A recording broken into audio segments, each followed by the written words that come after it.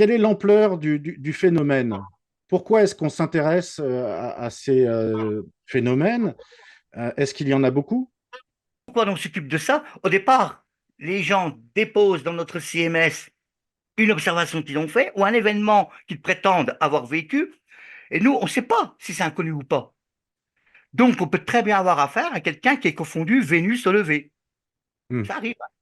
C'est-à-dire, effectivement, dans les 93%, restons sur cette marge de 93% de cas élucidés, la plupart, il y a peu de canulars en fait. Ce sont exactement des confusions. Pourquoi? Les gens ne connaissent pas le ciel astronautique, aéronautique et astronomique. Les lueurs nocturnes, combien de personnes savent quelles sont les lueurs obligatoires dans la nomenclature aérienne? C'est-à-dire, un avion de ligne, il a les feux de circulation rouge et vert, c'est ce qui correspond aux feux de circulation routière, entre parenthèses. Il y a le phare anti-collision et le feu de distance. Ce sont les éclairages obligatoires, et je rajoute les projecteurs sur les trains d'atterrissage en phase d'atterrissage ou de décollage. Donc, suivant l'angle où vous allez voir cet avion, si vous ne voyez que la lumière clignotante, parce qu'il y a des nuages, il y a de la brume en altitude, et vous, vous êtes au sol, eh bien, vous aurez vu probablement un ovni.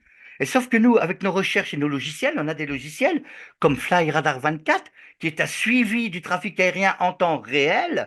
On peut très vite déterminer, à condition qu'on ait des déplacements en points cardinaux, c'est ce qu'il nous faut. J'ai envie de dire à ceux qui nous écoutent, quand vous nous donnez un témoignage, une vidéo ou une photo, moi, si je reçois une vidéo avec un truc lumineux dans le noir, c'est pas exploitable du tout.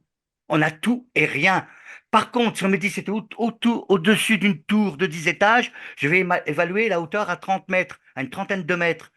Si on nous dit ça venait nord-sud pour sud-est, je vais avoir une trajectoire. Si on me dit chrono ou à peu près à la louche, ça faisait 1 minute, cette distance à cette distance, et la forme, bras tendu, ça me donne la grosseur de l'objet, on va pouvoir mieux déterminer ce que c'est. Et à défaut, on pourra dire ce que ce n'est pas. Si par exemple ça clignotait et puis qu'après ça s'est consumé, il y a de grandes chances qu'on ait affaire à une lampe thaïlandaise, c'est-à-dire un engin de type pyrotechnique. D'accord? Donc, et c'est en cela que nous sommes formés à MUFON. Nous sommes formés à toutes les éventualités. On part sur du conventionnel. On ne parle pas sur IT, téléphone, maison. C'est pas la même chose. On n'est pas dans le délire. On est juste dans le recueil. On fait le même boulot que le GEPAN, avec ce décalage, comme je l'ai dit tout à l'heure.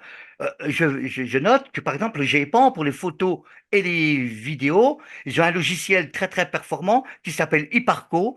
Et avec ce logiciel, ils sont capables de zoomer en gommant les pixels. Ce qui veut dire qu'ils vont avoir, s'il y a un ajout sur une photo, un trucage, ils vont le voir.